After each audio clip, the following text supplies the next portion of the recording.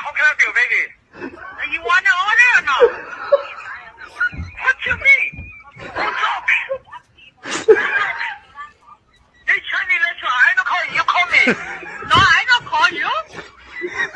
No, I don't call you. Anthony, we need to do that. We need to do that with two New Yorkers sometime. I used to do that in college. My friends and I would call two people, and we would put them up together. And one couple actually ended up getting together. Get out of here! Yeah, we like set two people up. I mean, they were sort of interested in each other before. We just kept doing it. And they were like, I guess God wants us to talk. So yeah, that is brilliant, man. Yeah. Holy cow! Oh, they're like married and have, yeah. My sister Michelle's in the audience. What's it go? All right, so yes, I mean, I'm hoping everybody knows Jeremy McLellan. Jeremy McLellan, comedian. He's been on the show with us before, but last time we had him on, it was trivia. We had so much going on, so I figured we'd get him back on. He was supposed to come on a few weeks ago, and then schedules got kicked off YouTube. That's right. Oh yeah, that's right. Yeah, we got a strike. We got kicked off. Rob, we have some house cleaning we got to do beforehand, but everybody, please hit like, subscribe. Our locals is live. You guys can go jump on our locals now. No matter Rob's what Margot wife, says, it's alive. It is live. Yeah. Now Rob's wife is getting induced tomorrow. 7 Oh wow! Congratulations. Yeah, baby number 3. But I'm really hoping she goes and her water breaks while we're live on air. I mean, that'll go viral, right? People will definitely watch that. Like, we'll be able to get that video. Well, yeah. If he actually cared for this podcast, he would have had her induced on while we were on the air. I tell him to force the virality of that. He like we've had that discussion. You have to do things for the show, Rob. Like like there's things that are required to get this show to pop off. I have to be the one to get arrested. I have to be the one to get mugged. I have to be the one to have a baby on camera. Why is I it scheduled my heart attack for this session? Yeah. Oh, perfect. We're not gonna bury the lead tonight. We're gonna do the Jim Carrey thing early, but before we even do that, Rob, do you see the clip with the guy with the tie? The one by a microphone? Yeah. Okay. Right? It says Ozzy Tires. You see that? Oh, I thought you were talking about the Mr. Beast one. No, that's the Mr. Beast one. We're gonna do that later. You sent me about 10 I know, clips. no. Don't worry. There's a reason to my madness. Just stick around. Yeah, sure. Okay, I think I got it. All right, let's watch this guy. Any swearing or death? No. It's a news story. Lucky person thought they were filling up their tank at a service station in West Pennant Hills, but they were only pouring fuel straight into the boat's fishing rod holder. That's amazing. The accident was not cheap. It cost nearly $600. How do you do that? He's lucky he didn't blow the whole station up. Whoa. How many gallons does the boat take? I don't. My boat's about the same size as his, and it takes 50 gallons. So 50. It's really 150 so bucks. So he put tops. 231 liters. So you're looking at almost 60 gallons. So he's not like. It's not like he put like 1,000. I mean, he put in roughly the right amount, right? It's just he didn't notice that it was spilling. I can't believe how expensive fuel is over there, but that's pounds, right? That would be even more. I think that's Australian dollars. This rupees, this Australian rupees. It's yen. Yeah. All right. It will be one day soon, probably. Let's do the Jim Carrey thing, and then we'll get into some serious stuff. First of all, I love that the title of this is this episode is Jim Carrey's encounter with the Blessed Virgin with Jeremy McLellan. You were part of the encounter. It sounds like he had an encounter with the Blessed Virgin. It was this like transcendent experience, and then I was just there, like just to the side, just like like I just accompany her on all of her encounters. It's so hard to like find things to play that are like culturally relevant because we do everything we can to not focus on like the drama in the church. So it's like we're always trying to like find these little things to just like make people laugh and like we will talk serious stuff, but we don't like to talk. I don't like talking hierarchy stuff. Everybody else does that. So, but the Jim Carrey thing is actually really interesting. I don't think anybody's seen this.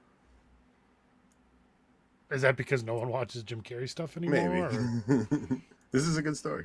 Irish teacher I had in the second grade who said, whenever I want something, I pray to the Virgin Mary and I ask her to ask God for it. And And, you know, I promise something in return and I get whatever I want. Like that, and I went, I need a bike. I went home and I prayed for a bike, and 2 weeks later I walked into the living room and there was a brand new Mustang bike with a banana seat and you know, chopper handlebars sitting in the middle of the living room. And I said, "What's this?" And they said, "You won it in a raffle." And it turns out I won it in a raffle that I never entered. That a friend of mine went into a sporting goods store and put my name in the raffle as well as his. So that was 2 weeks later. So wow. I've kind of been doing that a lot ever since. Did you give him the bike? No. You could end it there, Rob. That's about it. Yeah. A good mother. Have you guys ever had something like that happen to you? Like, No. like, okay, so, all right, I was talking with, this was years ago, it was like 6-7 years ago. I was working with a friend, and I was like, I'm always preaching to everybody at work, but I'm like, I was trying to tell him how God always provides. Like, don't worry, God always provides. So I come into work the day I'm telling him this, and I had no money on me. I forgot my wallet at home, and we go for lunch. And I order lunch, and I'm like, oh man, I forgot my wallet. Now, after I had just been telling him how God always provides, we're sitting down at lunch. I realize I don't have my wallet, and a guy walks in that knew my uncle and bought us both lunch. And it was like one of those things where, like, my friend was like, "You have to be kidding me! Like, this is like insane that, like, you know, I would have had no money to pay for my lunch that day, but this guy just happened to walk." You know, about 18 months ago, I prayed for a hobby that would take up a lot of time, cost a lot of money, and then you called me. Well, I've had things where, like, so like I remember I lost my ID for a little while, but I have a passport, and so I was like, I was putting off getting a new ID, and I don't know how I lost my ID or whatever. But then one time I was on the way to the airport, and I was just cutting it close. I was like, 10 minutes away from the airport, but I was, like, okay, I'll barely make my flight, and I realized that I did not have my passport with me. That I had left it at home, but I didn't have my ID because I lost it, and I was like, "Oh man, I'm gonna like lose." I'm not gonna do it. And it was a flight to a show that was the same day, and so if I missed my flight, I'd miss the show and everything. And I was just like, "Please, please, please, Mary, let me find my ID." And immediately popped into my head, it's under the floor mat of the passenger side, like just immediately. Huh. And I looked, and it was there, and so I made the show. I've had situations where, like, I'm driving on the LIE, and this is before my conversion. I'm driving on the expressway, and a sign comes up, and it says traffic delays to exit 62, and I'm like, if there's a God, there'll be no traffic, even though the sign says it. And I get there and I just fly right through. It's like, it's not that I think God moved the traffic, is that I think like your guardian angel will make something pop in your head that you'll say that. So cure for cancer? No. End global poverty? Right. No. Get rid of traffic? There was going to be a deadly accident, right? There was going to be a deadly accident that caused traffic, right? But God prevented that, not to save the lives. To save Anthony, people in an accident, but just for you to make it home earlier or something. I'm just saying these things do happen. I mean, listen, and he even said till this day, I still pray to the Virgin Mary. I mean, the guy probably prayed for an acting gig, and he winds up becoming an actor. And it's like he had an intervention like that when he's a young guy, and it didn't help him. There was a great Twitter thread that I saw about how we should be more petty when we pray.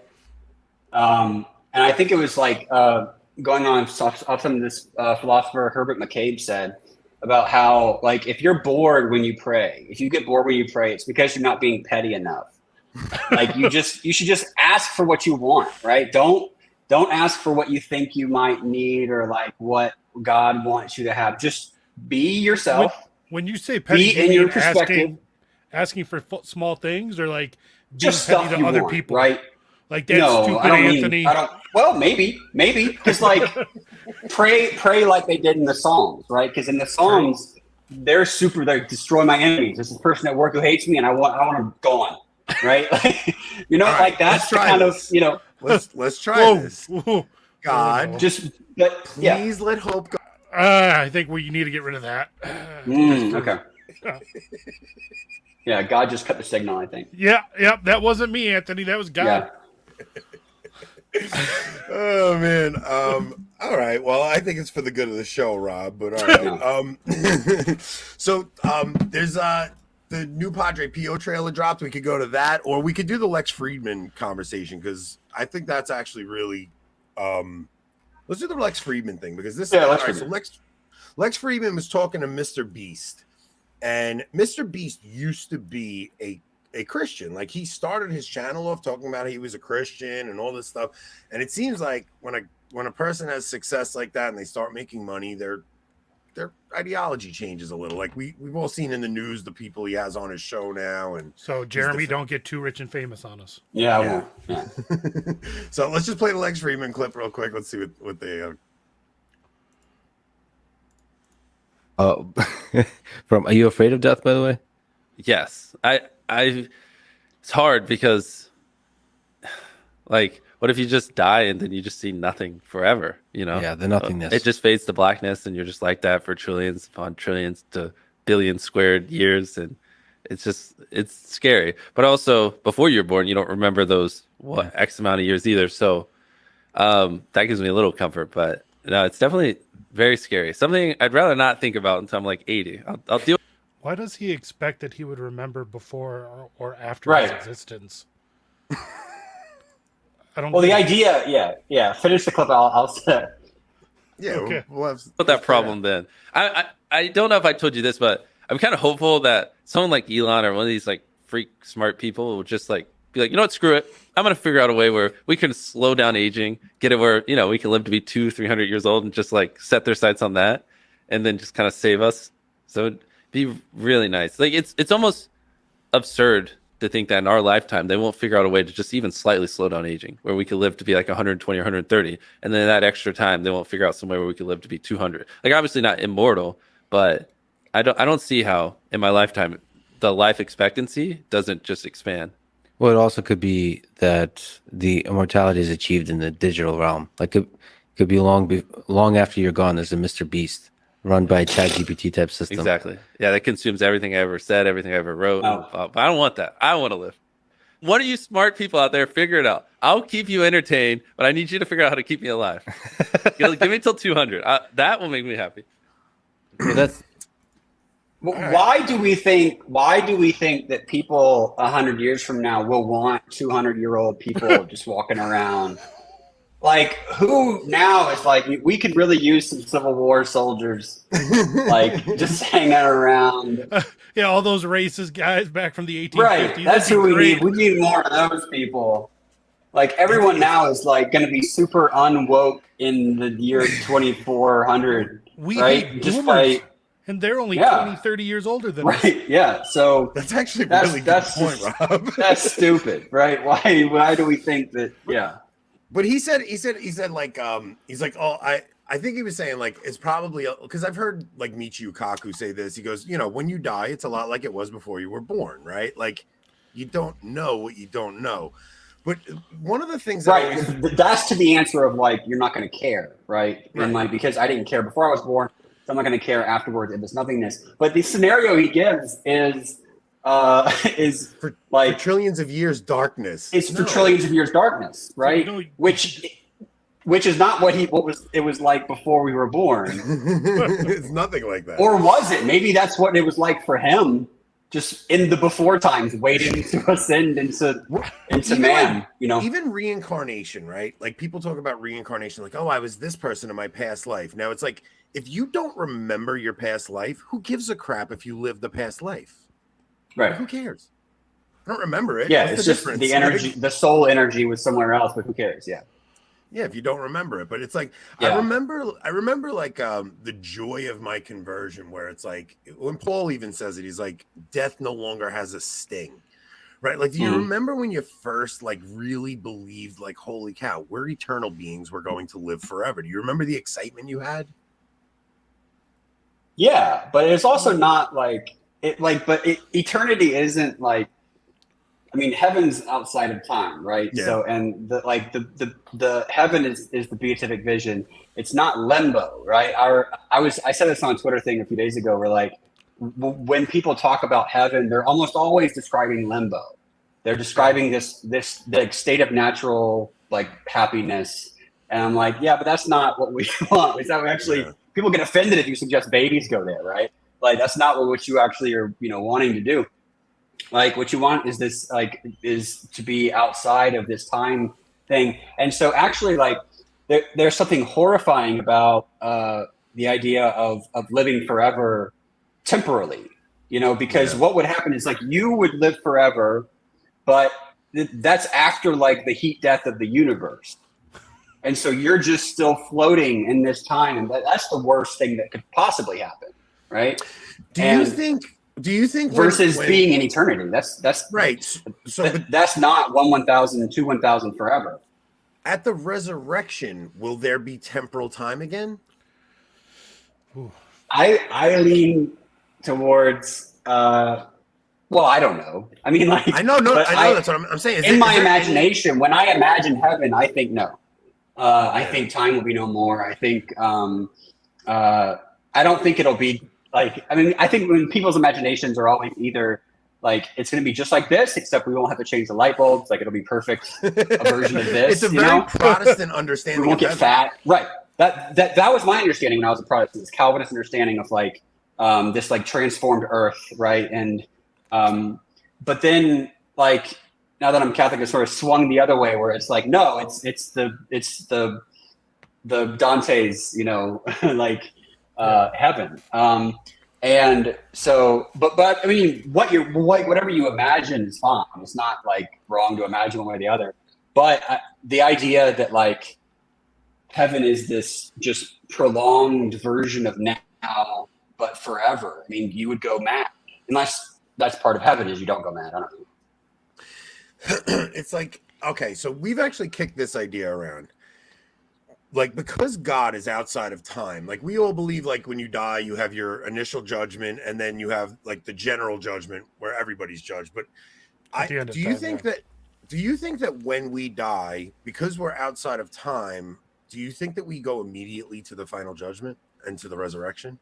Yeah, I think so. And I think that I mean, like, at least my impulse is yes. I mean, who knows if that's a heresy? I don't check stuff like that. Yeah, that's how I feel. But I don't know if it's but some priest will tell me if that's wrong or not. Like, no, actually, a war was fought about that 1,000 years ago, and you were the losing side. I'm like, okay, sorry. Well, we believe there's some kind of temporal aspect to purgatory, right? Yes. Well, so temporal the example, experience, at least. Not necessarily. I mean. Like, and they've said that about the like when you get indulgences and it says like how many years or how many like minutes it gets you off 1,000 years taken off your purgation. It's like there's always like this. Yeah, there's always like in parentheses. I was like, but just so you know, it's outside of time, and so this is just a metaphor for that. That time delimiter for indulgences. That's the amount of time of penance here on earth that indulgence is for. Oh, okay. So it's like, say if it's 7 days, that's worth you doing 7 days of fasting and abstinence. Okay, gotcha. Oh, wow, I didn't know that. That makes sense. I always thought it was like 7 days off of hell, and I'm like, that's not enough. I need more than that off of hell. Right? Did you understand why I chose Rob as a co-host? Because like that's great. Yeah, literally, like I say things. Okay. Rob, like, that makes more sense. That's not what that means. that makes more sense. That makes more sense. That's great. So wait a minute. Okay, so that's great to be wrong about that. What year did you come in the church, Jeremy? 5 years ago. Wait, 18? 2018? No. I forget. It's like 5 years ago. Basically, 5 years ago. How many years before COVID? Because we seem to. I can look it up. Be doing everything before and after that now. Yeah. It really is BC. I want to say 18. I want to say 2018. Yeah. So, all right. Summer of shame. Yeah. Yeah. Wow. You came into the church the year McCarrick scandal was breaking? Oh, yeah, for sure. Yeah. Oh. Holy cow. That's how you know God is real. that he can give a person grace. You want to invest when the stock is low, That's what. It can only go up from there. You can buy low, sell high. So we That's like my last time we approach had to you this. on. Last time we had you on, we didn't even really get into your stuff. Like, were you what denomination did you come up in? The PCA, Presbyterian Church in America. That's the church that Christ founded in 1972. It's It's great. yeah, it's but yeah, it was an offsplit of the Presbyterian Scott Church. Hans, But right? basically, Scott Hans. Yeah. So all right, So he was a pastor in my denomination. okay. So now, did you take your faith seriously as a kid? Like, when did you have like when did you give your life to Jesus as your personal Lord and Savior and all that? We never did that. You Really? knew you were saved because you were a part of the elect. Like we didn't have that like Protestant like recommit your life to the Lord kind of stuff. So were you baptized as an infant? Yeah. Okay. And then like, all right, give us a little snapshot of your journey. Like, how did things go? Okay, so raised Calvinist, and then when I went to college, I went to Covenant College. It's a Calvinist college in Tennessee, and I basically read my way into the church during college. You know, I was studying history and theology and all that stuff, and I was like, okay, Catholicism, this is it, you know. And I was reading First Things when, like, you know, Father John Newhouse was still around, and but it was still an abstraction, right? It was still like this set of beliefs, and I think that's common. People who are intellectual and read their way into the church, it still remains this like list of propositions. And the urgency or the need to change your life or anything isn't really there. It's just sort of like, well, I'm a Protestant. If I believe in the real presence, I can just believe in the real presence and be a Protestant, right? It's not a big deal, right? You can believe whatever and still be a Protestant. You can be a Protestant and read encyclicals and whatever, you know. So there's no real urgency there. And then I went to after college, I was going to convert again, but then I decided not to, and it was all weird and stuff. And then finally, like, I had been doing comedy for a while and was hanging around Muslims a lot, and there was sort of like the issue of faith was like huge, and like, you know, like historical debates and everything. And I just became like really convinced that like, okay, this is it's not enough. And I think like there was this sort of like epiphany moment where I was like, okay, it's not like Catholicism is a world. It's like an ecosystem. It's not like a list of beliefs about reality. It's the reality, right? So like the difference between Protestants and Catholics is not that Catholics believe in transubstantiation and Protestants don't, right? That's not the difference. The difference is that transubstantiation happens in Catholic churches and it doesn't happen in Protestant churches, right? Like, it's not like, so if you're a Protestant and you believe in transubstantiation, it still doesn't you're not like, the magic doesn't happen, right? And so once I realized that, I was like, oh, it's not, like, Catholicism is not a belief about the Eucharist, it's the Eucharist. Like, it's not these propositions, it's the reality that they terminate in. And like, that's a quote from Aquinas. And so like, it's like, so if you want the reality of that, then you join, you know. It's like you can live in Romania and be patriotic about America and think wonderful thoughts about America, but that's not the same thing as coming here. Yeah. And so then it was okay. I need to. And I came home from a long weekend of shows one night. I was like, told my wife, I was like, all right, I want to become Catholic. And so there you go. So all right, so your wife is already Catholic though, right? She was, yeah, but she was sort of lapsed at the time, and so we both kind of came back together. So, all right, so this is why, like, okay, well, first off, we just did a show the other day talking about the difference in the Catholic and Protestant gospel, and for Catholics, the church is the gospel. Mm-hmm. Like, it really is. The church it's itself, the world that you're inviting people to. Yeah, like the kingdom, right? So, like, right. Jesus goes around and he doesn't say, repent, believe in me, and as your personal Lord and Savior. He says, repent and believe in the gospel. The kingdom of heaven is at hand, and the kingdom itself is the gospel, and the church is the kingdom on earth. So, and when we say that the church is the kingdom on earth, we're not saying that that the church is that like we have something and you don't, right? Yeah. It's that whatever you have is because it's an extension of this. Yeah. Right. So like that's my attitude towards Muslims, is that it's not like, to the extent that you're right about anything, it's out of an outflow and an extension of like the kingdom of God on earth. And so you participate in it in a limited way, right? There's like degrees, whatever center of truth is, there's degrees out of that, but it's not like it's like when we say the kingdom of God on earth is the church, like when someone is feeding the homeless, that's part of that, right? They're participating in that kingdom. It's not like, you know, they have to come inside the doors of the church to do the feeding or whatever. No, it's like it is like you're saying. So like any truth that Islam, well, you got to even realize Islam comes in to a Christianized world already. It's a Christian heresy. Mm-hmm.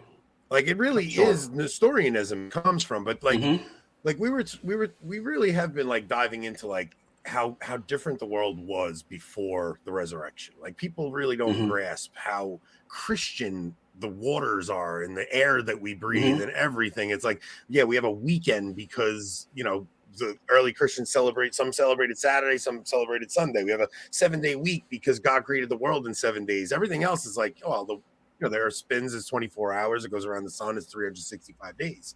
But there's so many things that are just Christianized that people don't understand, that the idea that like you care for the downtrodden and the weak is a very Christian idea. It's not like you don't find that in cultures before Christianity, you know? So, and it's like when we talk about Islam being a heresy, like it's interesting because when you think of heresies back then, you think of like, you know, Christological. Christological heresies that sort of come out of Catholicism, right? So you have Catholicism, and then you have this heretical sect that breaks from Catholicism. With Islam, it's a little interesting because the situation that it sprung up in wasn't Christian. It was like Arab pagan, like just brutal, evil stuff. And so like Islam just practically was like, speaking as a Catholic, like it was a vast improvement over that. And so it wasn't like, you know, and it was, you know, from depending on who you ask, like basically the stuff that you find in Islam that's good and beautiful, I think comes from like the like where it was in this like intersection of Christianity and like Syrian Christianity, Eastern Christianity, which we would know a lot more about if it wasn't all blown up. And you know, so you put out a tweet the other day to like, all right, so somebody was like almost making a caricature of Islam, talking about like it said something about like, well, Islam's wrong, but at least they get the women thing right? Like, you're right. And you wrote a tweet about something like that, and I didn't fully get what you were saying. What do you remember what you wrote? Right. So it was about the whole like there is this kind of fascination among right-wing Christians right now, or just people on the right, with Islam, and there's a kind of like based Islam sort of thing where like Andrew Tate, right? Yes. So there's this pull among the right, you know, that like, well, Islam gets this right, it gets this right, it gets this right, and it's such a bizarre caricature of Islam, but it's also like, I mean, how Islam has functioned in the West. There's a great book, Islam and Liberalism, by Joseph Assad, which is about how when the liberal project was getting started, and when like, you know, the West was sort of being conceived, it, not Christendom, by the way, I mean like Western, like the Enlightenment kind of stuff. The specter of Islam was like the foil that they used to distance themselves from like those people, right? And so like Islam has always functioned that way for a lot of Christians, a lot of people in the West, a lot of the Enlightenment people were like, this is not who we are, and so how we are is defined against the Muslims. And the idea that I didn't mean to put you on the spot. I was no, please. I love talking about this. No, because it's a thought that like, I'm still trying to congeal in my head. Where like it's not just like a romanticization of Islam, but it's also like first of all, it's not flattering, right? It's not like good news for Muslims that the right wing are admiring them, right? Because they're admiring the worst aspects of it. Well, that, and you can admire your enemies for all sorts of reasons. Like Civil War generals admired the enemy's general for their battle tactics and stuff, and the Christchurch shooter, right, in his manifesto before he killed dozens of Muslims in New Zealand, he was like, here's why we need to defeat Islam. And it wasn't a bunch of negative stuff about Islam. It was all the positive stuff, strong families, like good, strong, all these things you supposedly compliment people for, right? Like divorce rate is low. Their kids listen to their parents, all this stuff that you like, these people, and he was like, therefore, defeating them is more urgent because they're going to win, right? Yeah. And the problem, I think, and this is where the question of like Islam and Christianity and like the heresy thing is really, really important, is because it is really, really wrong to think of Islam as something separable and alien to Christianity. And like as if it was this alien religion, right? These aliens came and they have a religion and we're comparing the two things. It's like there is no such thing as Islam without Christianity. Like, no, and there's no such thing as Christianity. Like the history of Christianity, especially in the East, and like Thomas Aquinas, there's none of that without the cross-pollination of ideas and interactions with Muslims. And so you don't have there's no pure distinction that you can have. Now, just for the record, no, the Quran does not have a divine inspiration. Like you can disagree with all of those things that that Muslims believe, but there is no West without Muslims, right? There is no Christendom without Muslims. They're part of the story somehow, and especially when you look we're at all Fatima, a little right? bit Muslim. I'm saying. Well, especially when you look at Fatima, right? So there's only two women in the Quran that they actually admire, and one is Mary, and the other is Muhammad's daughter, Fatima. Now, Mary chooses to appear in Fatima, and I really think that something to do with the eschaton is going to involve a mass conversion of Muslims into the church somehow. God may even use Islam to chastise us for our disobedience. There's going to be something intricate with Christianity and Islam in the coming years. I think. I think there's going to be. And it's much easier to talk with Muslims about Mary, than it is to talk to them about Jesus, just because. On Mary, we agree, on most things. It's easier to talk to them about Mary than it is to talk to Protestants about Mary. Yeah, that's true. It's true. That's actually because at least they don't believe that Mary had original sin. Right. So, well, they don't believe anyone did. So that's kind of a cheating thing. But yeah, I know. So it's the same thing. People talk about Jews, right? They have all these nice things to say about Jews and how much they admire, or the high IQ thing, right? People will talk anti-Semites will say that Jews have higher IQs than everyone, but then that it's not that makes them admire Jews, it's well, that then we gotta get them, Well, so I work with several Muslim guys right now. I have more in common with them than I do with the guys who pay no attention. There's a couple of guys who I have really deep conversations with about fasting, because they have Ramadan and we have so and when they work on my crew, I'm a foreman there, so I always make sure I don't buy anything with pork in it if I order lunch for them, and they respect me so much that I treat their religion with dignity. I don't, I really do, because it's okay, they have this faith, and these guys take it seriously, so it's there's a bond that we have that we can actually have good conversation. There's a bond, and there's there's a holy sense of competition. Yeah, there really is. You're competing over good things. They make fun of me for what year is it where Lent and Ramadan are the same? 2025. They start. Ash Wednesday starts at the beginning of Ramadan. But it's always tricky though because you don't really know when Ramadan starts because like there's the moon thing, so like it could be a day off. Yeah. They have to see the moon, and then that's when it starts. Interesting. So if it's cloudy, it doesn't count. Yeah, it's They're like like groundhogs. Yeah, exactly. Yeah.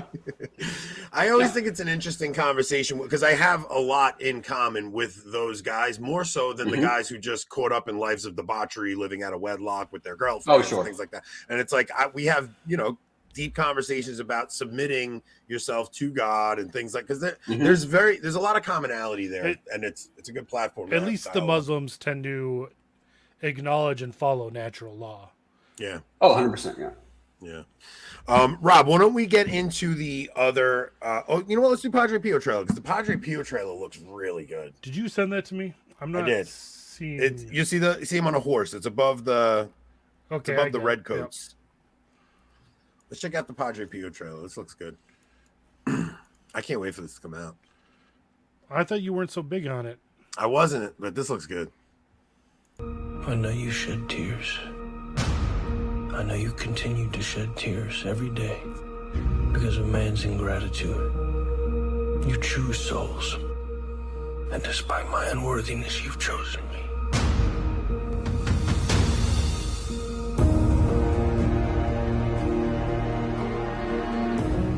The primary source of all human oppression and exploitation is individual property. What is he talking about? He's talking about how we can get control of our lives. I know you'll give me what I need. I know you will not refuse me. I need courage. I know you will provide. War is a terrible thing. Do not let Satan take advantage of your suffering.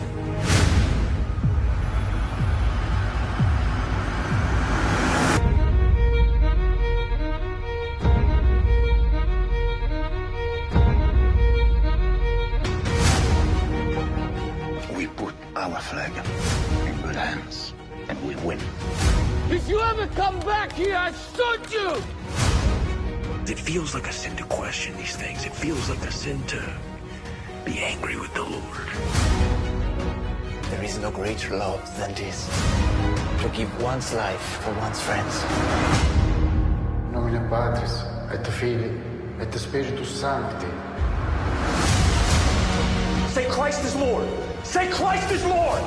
Get out! Get out!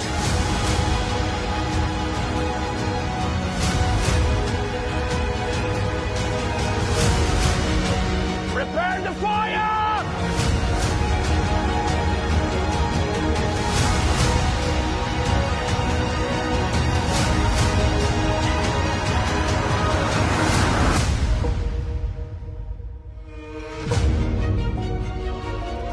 Come on, that looks good, man.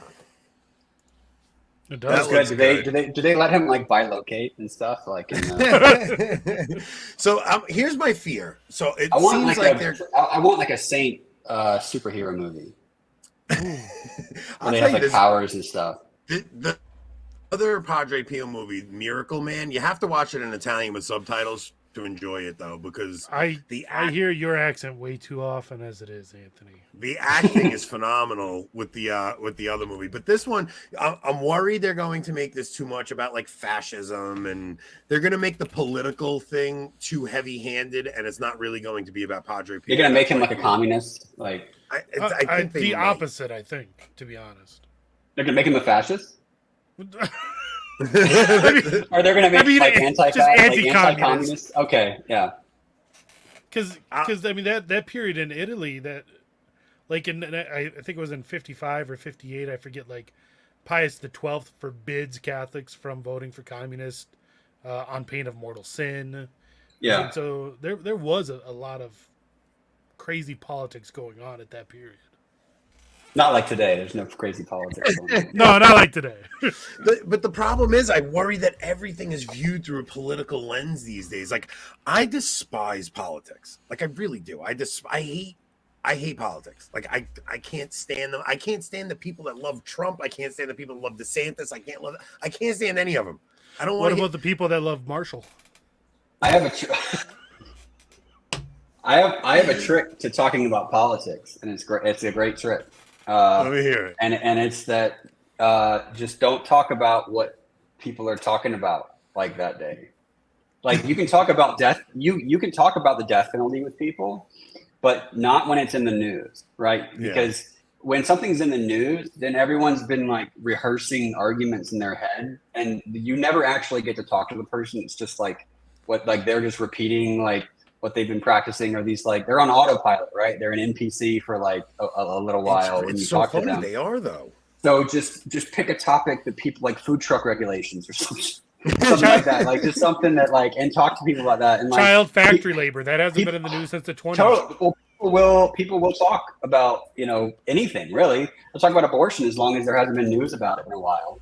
I honestly think here's my worry with the Trump thing right now. Like I think they may let him win because they like all mayhem breaks loose when Trump was in. Like think about what happened when Trump was in last time.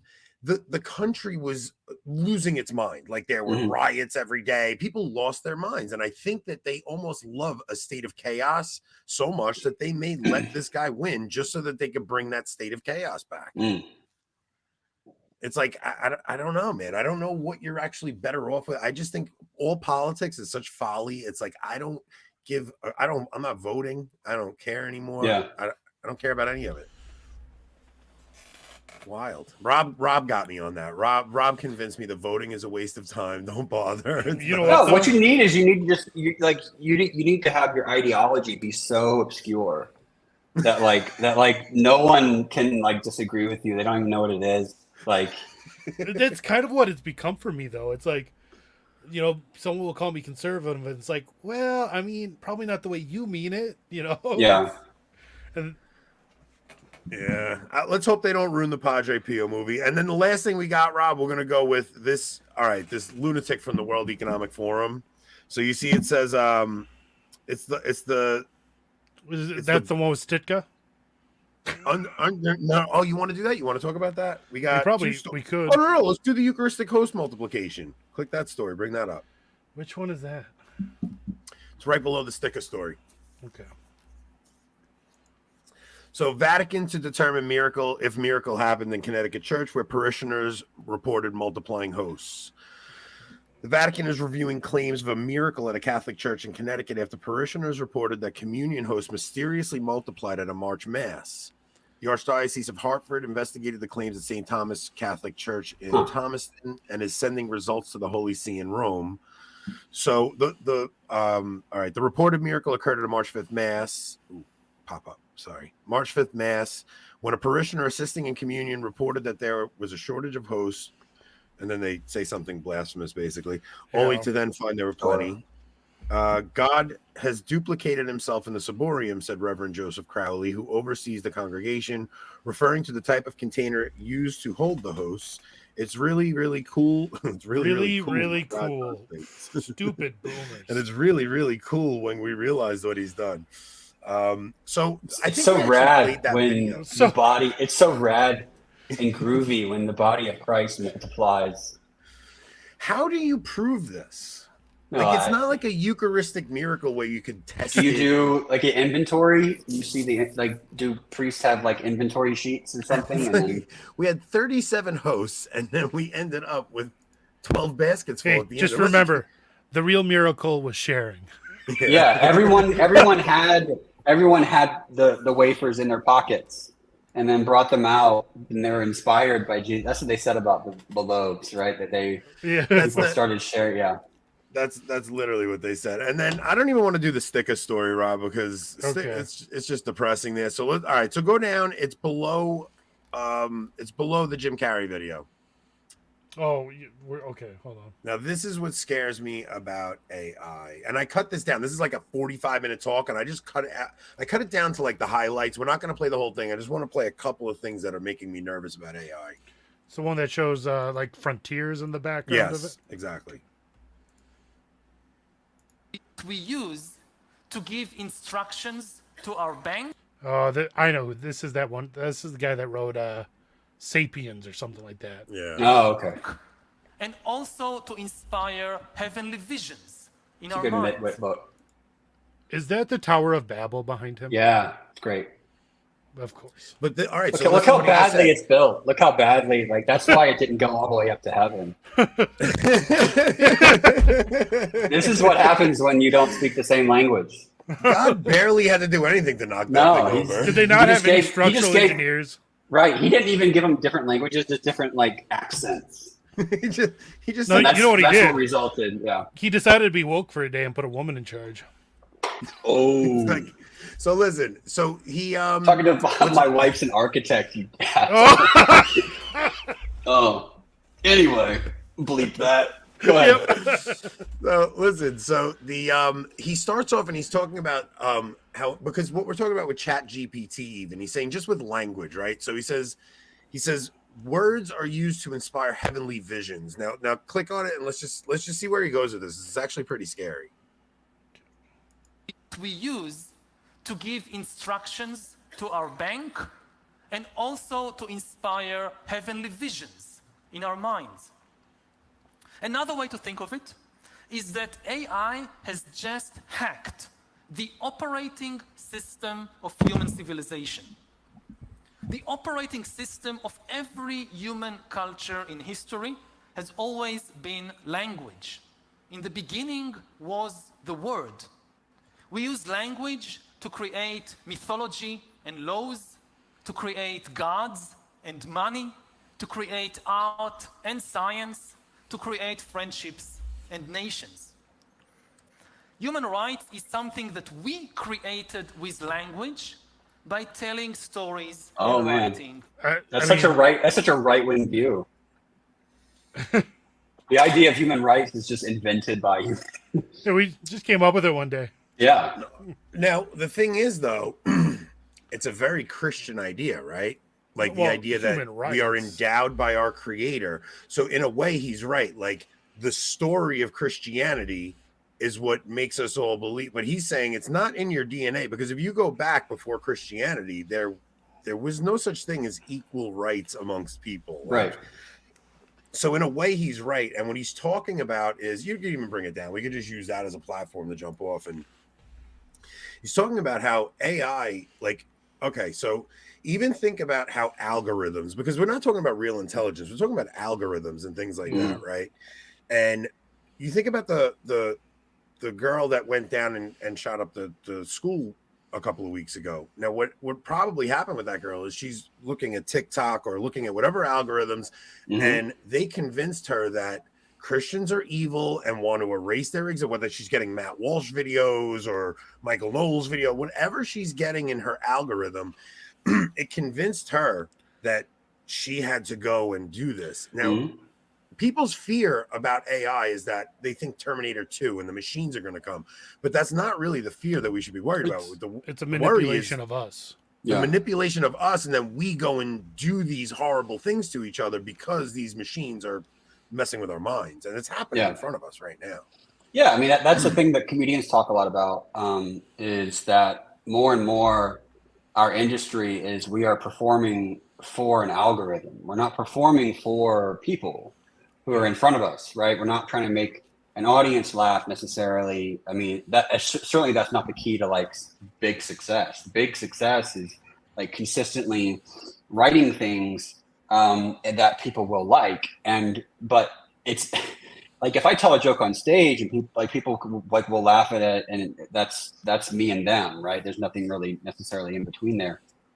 But online, if I write a joke and people don't like it, I get a drop in dopamine, right? Like I get it hurts. And so, but if I write something else and it goes viral, a lot of people see it and people like it, then that's dopamine, right? And so I'm being trained, like the AI, the algorithm is training me on what to produce, and I'm producing it for them, for the algorithm, and like my mental health is being controlled by this AI, and so like we're already pretty enslaved to the algorithm, and yeah, it's horrible.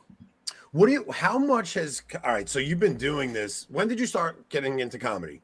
10 years ago, I started doing open mic. And then how much has the landscape changed from when you started to even now? Like drastically, pretty much, right? Like, are you? Oh man, because like you think about what comedy used to be. Like comedy used to be like the holy grail was getting a sitcom. Like that doesn't even exist anymore. Yeah, Now, there's a stepping stone. Now there could be anything, and there's something really great about that.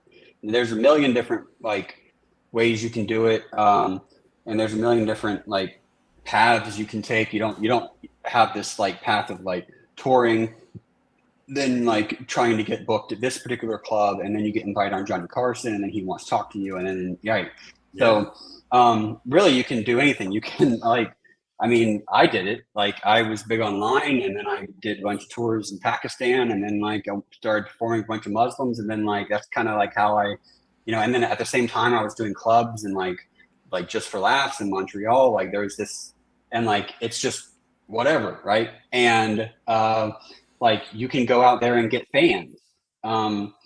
Whereas before you're trying to get booked at a club so you could perform for strangers. And if the club closes down or the person doesn't like you anymore, you're gone. And the audience is there to see comedy, right? And you just happen to be there. Whereas now, like you can go out and get fans, and then you can book your own theater and book out have fans come. But that was all kind of true when I was getting. I mean, that's kind of why I was able to like quit my day job and just start doing comedy full time like 6 years ago. Like that was, and so I think the worst thing was just the pandemic happened, and that ruined comedy for a while. And like now it's like almost, at least for me, like almost back to where it was. Are you doing weekend gigs every weekend? Not every weekend, but yeah, like a lot.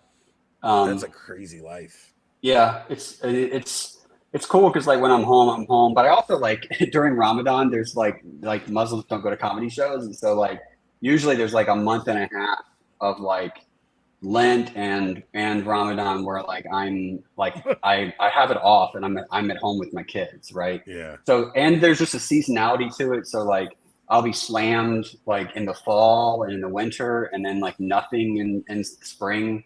So it's like feast or famine. It's like having a union job, basically. Yeah, that's weird. It's great. Is your popularity with like Muslims in Pakistan, is that just, did you just get like randomly popular online? No. So how did that? I've always wondered, how did that come? Yeah. All right, there's the flag in the background. Yeah. So no. When before I became a comedian, I worked with people who were mentally ill and mentally disabled, and I was like a social worker for 15. I worked with that population for like 15 years, and then and during that time, I had some clients, some people with disabilities who were Pakistani Muslim, right? Okay. And so it was my job as their caregiver to like help them be good Muslims, even though I wasn't Muslim. And so there's lots of stories I have about that, and they're funny, and I tell them on stage. And so when and they were Pakistani, and so I had to learn about Pakistan. I had to learn about like some Urdu to talk with their like moms, and like, so there's all these hijinks that ensued. And so then when I became a comedian, I was talking about that kind of stuff and telling stories about that and telling, my opinions on all that stuff. And, then it started going viral in the Muslim community, in the like Pakistani community overseas. And then I went and did a tour of Pakistan and all that stuff. So, and then like there was a rumor that got spread in Pakistan that I was like the prime minister's son. And then like, there's a bunch of people in Pakistan who think that I'm this guy, Imran Khan's son. And that's why I changed. So that's why your name is Jeremy Khan. Yeah. Well, also like that guy Imran Khan, who I like a lot. He's not in power anymore, and they're like trying to assassinate him, and like the deep. He's like the Pakistani Donald Trump. He is kind of, except I think he has much better morals than Donald Trump. And like he's like if Donald. I mean, he has the same appeal as Donald Trump, in a way where like he's a populist, right, and he's against the deep state, and he's not corrupt. He's not part of he isn't a politician. He's a cricket player, for years, and a philanthropist person, and he doesn't talk like a politician. And he's actually like very traditionally Muslim, like versus, and so like that irks people somewhat. But he's great. I like him a lot. Yeah. But like he's unlike Trump. He's not corrupt at all.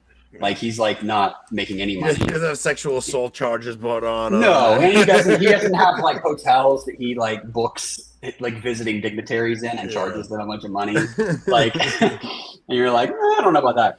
So, but it is that same kind of dynamic where the people in power right now are like basically like deep state and like the money interests, and they're going after him. And they're trying to have him arrested for all this stuff, and like, it's there he is. Well, so, what do we think? Does Jeremy look like him, guys? Well, a little bit, maybe. Yeah, he's. I mean, a lot of Pakistanis are light skinned, like he is. So, yeah. That's a funny story, man. Wow. Yeah. So basically, so that's the dynamic. But like people think I just threw a dart at a map or something, and like it just randomly happened. Yeah, no, so you know what it there's is? a backstory there. Especially if like you have, I'm sure like when you try to speak Urdu in front of them, they probably think it's hysterical because your accent and stuff, and it's probably funny to them. Are you doing any touring in the U.S.? Do you have dates planned? What do you got? I do. I think next weekend I'm going to Baltimore, and then the next weekend is I don't know. It's I have to like look it up. Let me see. Yeah, I forget. I forget all the time. Yeah. New Jersey, Michigan. Where in Jersey? Another thing in Michigan. It is. I just have New Jersey down. Let me see. It is. I just wrote the script in Urdu because it's oh wait. It's on my WhatsApp, and I'm using my phone as the thing, so I can't look it up right now. Yeah. All right. Well, I'll post it to my Twitter. We'll put a link up, but we'll figure that out. But yeah, we were talking about algorithms and stuff, right? It's like, but yeah, I like, that's why even with the algorithms, it does scare me. But then again, like you're saying, like but it's also like, even with this show, it's like you hope that the algorithm picks it up and it gets, and it takes off and stuff. But yeah, I owe my house to the algorithm, but like there is something that it takes from you. There is something like it turns you into a product to be consumed. Yeah, like, you know what sort of product you have to put out to satisfy it. Right, and there's something dehumanizing about that, about becoming a product, and it's the kind of thing where if you talk about it, it can really sound like first world problems, and you're like, oh, it's so annoying when people want like to take a selfie with me at a like that's such an obnoxious thing to complain about, but like there is something like that sucks about wanting to talk about something and then someone's like, tell me a joke about blood, and it's like something that you did, like you're like, okay, perform yes, perform. The dance monkey. Yeah. It really is. It's like yeah, I think we're coming up on very strange times, man. It's like, and especially like how old's your oldest? 5 tomorrow. Yeah. Okay. Tell her it's a girl. Might have the same birthday as my daughter. Might induce. Yeah. Right, we induced her in order to have the same birthday as your. We knew 5 years from now was going to be. Yeah. I guess we didn't get lucky with Hope going into labor tonight either, though. That would have been so great. You didn't. I did. Yeah. All right, so we're gonna wrap this up. Rob's got to get ready for tomorrow, but get packed. Thursday, Rob's not going to be here, so Enoch is coming on with me, and we're going to talk. We're going to do Catholic speaker brackets. Like we're going to do a bracket and see like the Catholic speaker circuit, and we're going to see we're going to do like a bracket, see who's going to take the title of best Catholic speaker. Is there a separate bracket within that for Catholic rappers? No, we're just doing speakers. No, we're doing speakers only. So it'll be Enoch on with me, and we're probably going to talk just kids, like how do we pass the faith on to the kids and stuff, because Rob and I are going to also be doing that on Meaning a Catholic coming soon.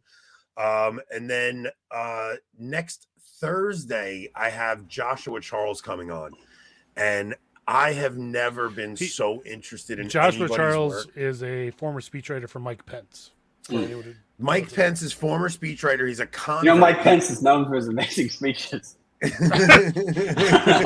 I'm sure they're great speeches. But he came into the church during COVID, like during the lockdown. He came into the church, and I came across like one of his tweets. I thought it was amazing. I'm like, oh, this is pretty cool. Let me reach out to him, see if he wants to come on and tell his story. And then he starts sending me like some of the talks he's done, and he starts sending me like some of the things he's working on. I'm like, all right, forget your conversion story. I want to talk to you about this stuff. Like, he's very, very interesting, very smart, and I've never devoured so much content on a particular person in such a short period of time to prep for that. So that's Basically, coming up next you said Thursday. forget about the way your very soul was saved. Yeah. Instead, I want to talk to you about the stuff that you happen to agree with me on. Yes, perfect. Okay, that's exactly great. what happened. Yeah. I just wanted to make sure. Jeremy, why don't you have a podcast or anything? I used to. It's called Holy Wars, and I would interview people about like religious and pluralism and stuff. And I just got to be. It was so much work. It is, believe me. Yeah. People don't realize. First off, just coming up with topics, booking guests. I mean, plus I work a day job to come and do this. So, guys, if you're feeling generous, go to our locals, go support us. Makes our lives I put Jeremy's Patreon in the Oh, chat, that's so so sweet. check that out Thank too. you. Cool. And we will post Jeremy's dates coming up. Jeremy, thank you so much for coming on, man. Cool, man. Yeah, thanks a lot. Yeah, that was Always great. fun Thank having you on. So we'll get you on in a few months again. I'll reach back out and annoy you again Awesome. like I always do. Appreciate it. Take it easy, guys. See you later, bro. Yeah, bye.